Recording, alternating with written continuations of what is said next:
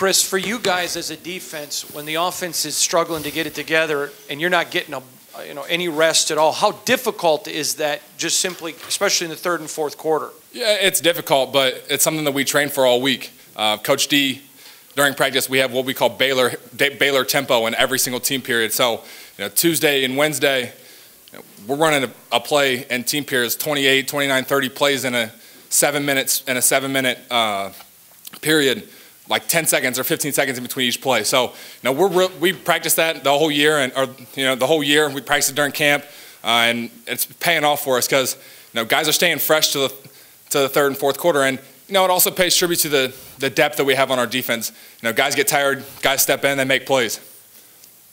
Chris, was there a point in the second half where you said, we need a takeaway, we need to win this game with the defense?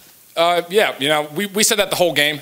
We expect our offense to score points, and when they're not, we take it upon ourselves to, step up and play our game and do what we have to do to win the game. And, I think the way that our defense was playing and, getting the stops, I think it gave our offense confidence late in the game, and, they stepped their game up and they won the game for us in the end, putting points on the board.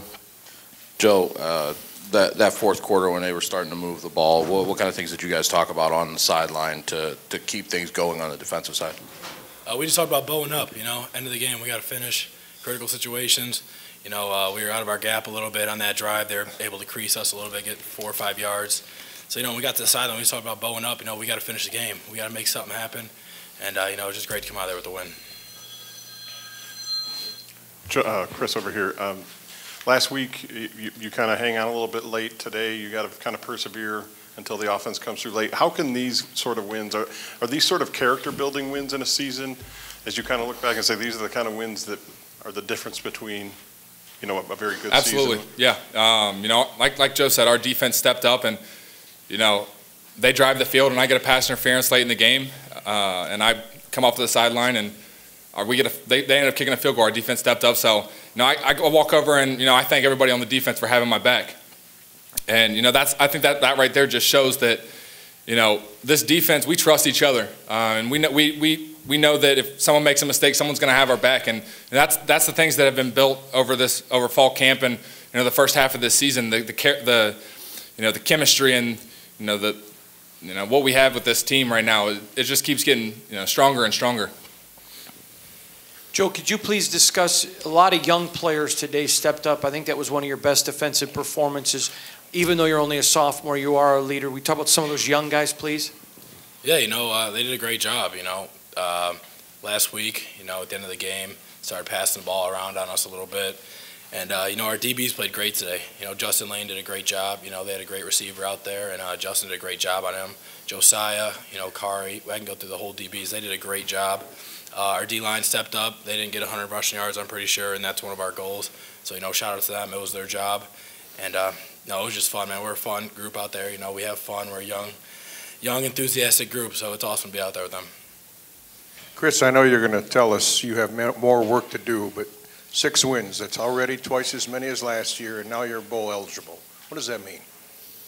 No, it's an exciting time, but like you said, we're going to continue to get better, but after the year that we had last year, we're excited to be bowl eligible, but that's not good enough for us. It's not where we want to be.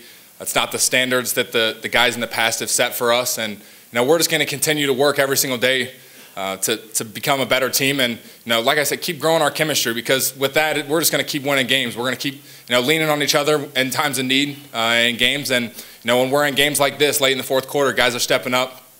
Guys are coming off the bench making plays, and it's just huge for this team. Guys, bowl eligibility, just building on that. Obviously, this early is a huge building point. A lot of people feel like that has surpassed the expectations, but have your expectations changed since the start of the year? No, we have the same expectations going into every year.